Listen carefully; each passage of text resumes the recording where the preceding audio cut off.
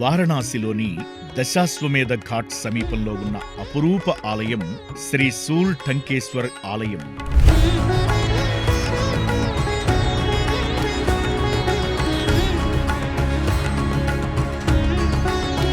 గంగా నది అనంతమైన శక్తితో కాశీని సమీపించినప్పుడు శివుడు తన త్రిశూలాన్ని భూమిలోకి బలంగా విసరడంతో గంగ తన బలాన్ని తగ్గించుకోవలసి వచ్చింది.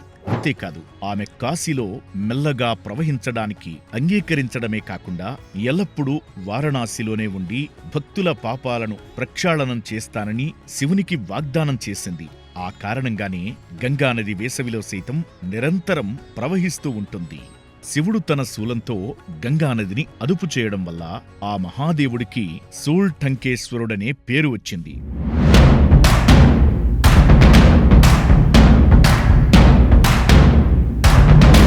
అసీకి దక్షిణంగా దాదాపు 2 కిలోమీటర్ల దూరంలో శూల్ టంకేశ్వర్ ఆలయం ఉంది.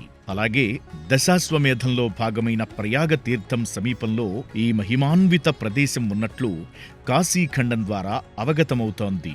ఇక్కడ ఈ మందిరంలో శివుని ప్రతిష్ఠిత లింగం దర్శనమిస్తుంది. అలాగే ఈ మందిరం కూర్చుని ధ్యానం చెయ్యడానికి వీలుగా ఉంటుంది.